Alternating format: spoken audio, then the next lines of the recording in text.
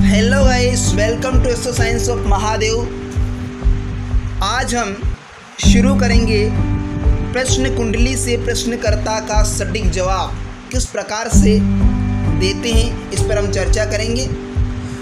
उसके पहले हम जन्म कुंडली में बनने वाले 12 भावों को समझ लेते हैं। और जन्म कुंडली में 12 भावों के बारे में मैं वीडियो बना चुका हूँ, जो कि उस वीडियो का लिंक इस वीडियो के डिस्क्रिप्शन में है। आप जाकर उस वीडियो को देख सकते हैं। तो हम यहाँ पे शॉर्ट रूप से हम जन्म कुंडली के 12 भावों को देख लेते हैं। कौन सा भाव किस अंगों को रिप्रेजेंट करता है, इस पर हम चर्चा कर लेते हैं। तो हम यहाँ पर देखेंगे,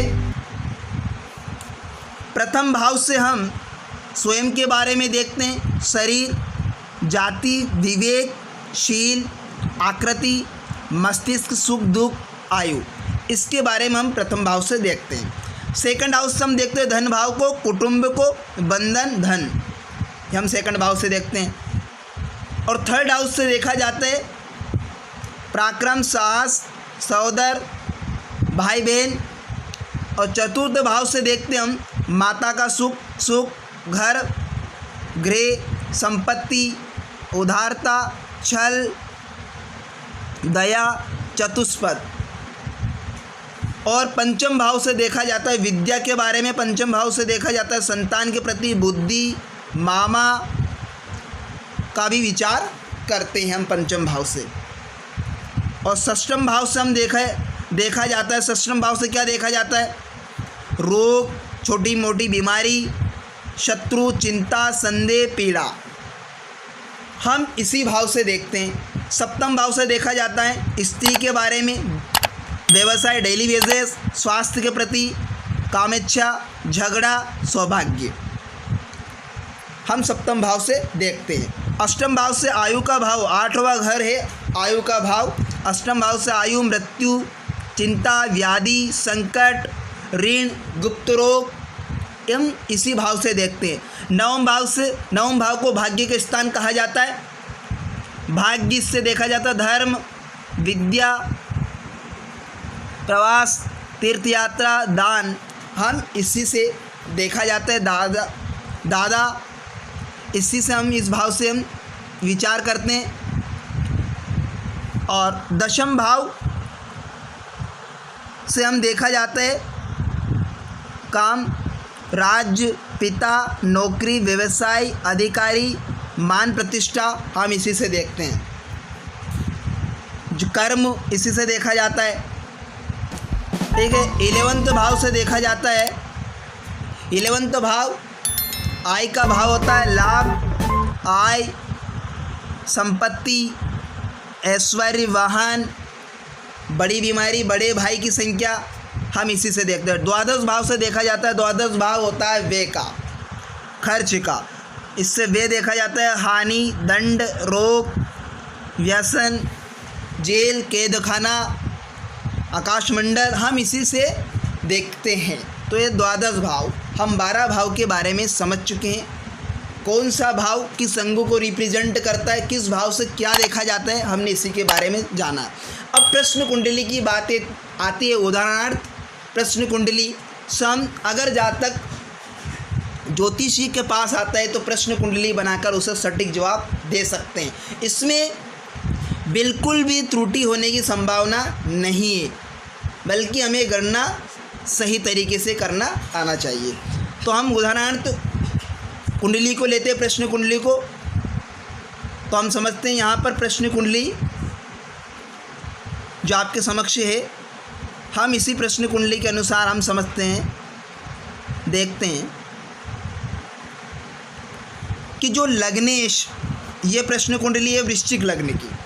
अब वृश्चिक लग्नेश, तो इस लग्नेश क्या बन रहे, स्वामी के लग्नेश मंगल देव, वो भी केंद्र में बैठे सप्तम भाव में, ठीक 7वें घर में, केतु को 7 में, अंगारक योग बनाकर।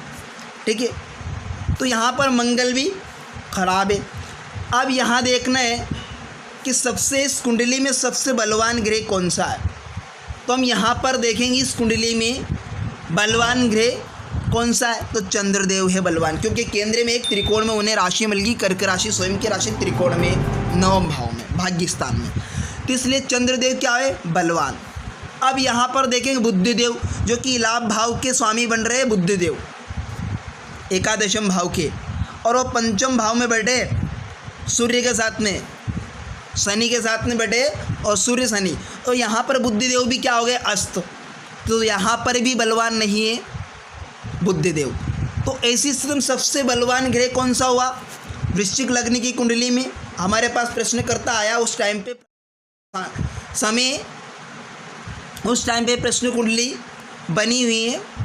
तो यहाँ पर क्या हुआ? प्रश्न कुंडली हमारे पास है, तो ऐसी स्थिति में लग्न क्या बन रहा है? वृश्चिक लग्न। तो वृश्चिक लग्न की कुंडली है। इस लग्न की कुंडली में हमने सबसे पहले देखना लग्नेश को बारे में देखना है। लग्नेश किसी कंडीशन में बैठा है, खराब अवस्था में तो नहीं है, निर्बल तो नहीं है, कोई अस्त तो नहीं है, कुछ पापी ग्रह साथ में तो नहीं है, ऐसी कंडीशन में हम देखेंगे। और सबसे सेकंड पॉइंट आता है चंद्र बलवान। हम चंद्र के बारे में देखना होता है, चंद्र कैसी कंडीशन में बलवान तो बलवान है या क्षीण चंद्रमा है, कैसी कंडीशन में चंद्रमा है, इससे हम देखें। कुंडली के अंदर सबसे पहले बलवान ग्रह को देखते हैं और लग्नेश के बारे में देखते हैं। तो ऐसी स्थिति में वृश्चिक लग्न की कुंडली में चंद्र कैसा है? बलवान। अब यहाँ पर देखेंगे चंद्रमा के बारे में। तो यहाँ पर चंद्र से तो आवेश बुद्धि की अपेक्षा चंद्र क्या है? बलवान है। और चंद्रमा से लग्नेश कहाँ पर बैठा है? तो हम देखेंगे 1 2 3 4 5 6 7 8 9 10 10th हाउस में लग्नेश बैठा है, दशम भाव में। चंद्रमा से हम गिनते जाएंगे, चंद्रमा के खाने से जहाँ पर लग्नेश विराजमान है वह उस भाव तक गिनेंगे। तो यहाँ पर गिनेंगे 1 2 3 4 5 6 7 8 9 10 दशम भाव में। अब दशम भाव कुंडली के अंदर कौन सा भाव है दशम भाव में, वो देखेंगे हम, क्योंकि यहाँ पर चंद्र से मंगल है, लग्नेश बैठा है 7th हाउस में। अब वृश्चिक लग्न में देखेंगे 10th हाउस कहाँ पर आता है? 1 2 3 4 5 6 7 8 9 10 इन्हें दशम भाव में आता है, जो कि 10th हाउस में शनि और चंद्र और शुक्र की युति है 10th भाव में। तो ऐसे में जातक क्या प्रश्न लेकर आया, तो हम समझ गए यहाँ पर कि जातक व्यापार से विदेश व्यापार, कर्म के प्रति, विदेश मुद्रा, ऐसे बारे में वो प्रश्न लेकर हमारे पास आया है। कौन? जातक। व्यक्ति ऐश्वर्य मान प्रतिष्ठा के बारे में हो सकता है, देखिए व्यवसाय के बारे में, नौकरी के संबंधित उसका प्रश्न होता है। तो ये एकदम सटीक प्रेडिक्शन हुई जातक के प्रश्नकर्ता के सटीक प्रश्न का जवाब दिया हमने। नेक्स्ट कुंडली को देते हैं उदाहरण के जरिए। अब ये सेकंड कुंडली है हमारे पास, वो थे मिथुन लग्न, जो कि मिथुन लग्न की कुंडली है। अब यहाँ पर मिथुन लग्न की कुंडली में हम लग्नेश देखेंगे तो सूर्य ने अस्त कर दिया लग्नेश को, स्वयं स्वराशि में बुद्ध के साथ में, बुद्धदेव सूर्य भी साथ में, शुक्र भी है। तो बुद्ध और शुक्र को दोनों को क्या कर दिया? सूर्यदेव ने अस्त कर दिया। क्या कर दिया? अस्त कर दिया। ठीक है, निर्बल हो गए तो अस्त हो गए, तो यहाँ पॉजिटिव रिजल्ट नहीं देंगे। अब यहाँ पर लग्नेश क्या हो गए? अस्त हो गए। सूर्य ने बुध को और शुक्र को अस्त कर दिया।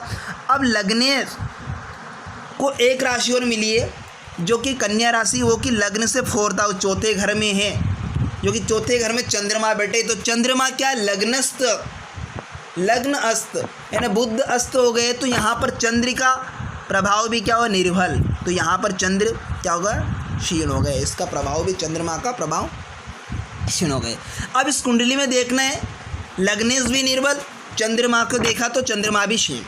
ऐसी स्थिति में अब कुंडली में देखें सबसे बलवान ग्रह कौन सा है। तो यहाँ जन्म कुंडली में देखा तो बलवान ग्रह कौन सा होता है, तो हम यहाँ पर चंद्रमा और बुध दोनों निर्बल स्थिति में है।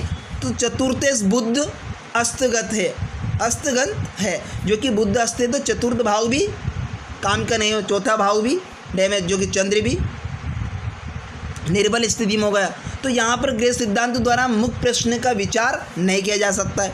तो परिणाम स्वरूप क्या करेंगे कि इस कुंडली में प्रतिनिधित्व भाव का निश्चय करना है, किस भाव के बारे में जातक प्रश्न लेकर आए।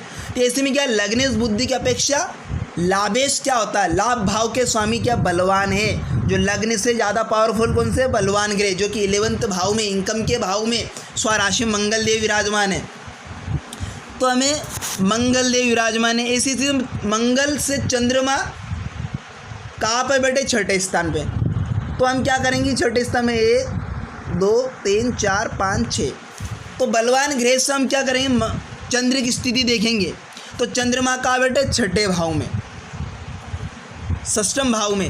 अब षष्ठम भाव देखते हैं जो कि बीमारी, रोग, द्वेष है ना, बीमारी का भाव होता है, शत्रुता, शत्रु के बारे में, इसके बारे में हम षष्ठम भाव से देखते हैं। तो हम यहाँ पर देखेंगे कि जन्म कुंडली, जो मिथुन लग्न की कुंडली, छठा भाव कहाँ पर है। तो छठा भाव के बारे में देखते हैं, 1 2 3 4 5 6, जो कि छठे भाव में केतु देवी है, वृश्चिक राशि में, मंगल की राशि में। तो ऐसे में जातक क्या प्रश्न लेके आया उस टाइम, उस समय में, प्रातःकाल के समय की कुंडली है उदाहरणार्थ। तो ऐसे में जातक ज्योतिषी के पास बीमारी के बारे में क्या लेके आया, बीमारी, शत्रुता, चोरी, ऐसा प्रश्न लेकर वो ज्योतिष के पास पूछने के लिए आता है। तो इस तरह से हमने प्रश्न कुंडली से हमने प्रश्नकर्ता के जवाब दिया। नोट, किसी भी मुख्य प्रश्न का निश्चय करने के लिए उदाहरण कुंडलियों को सदा ध्यान में रखना चाहिए।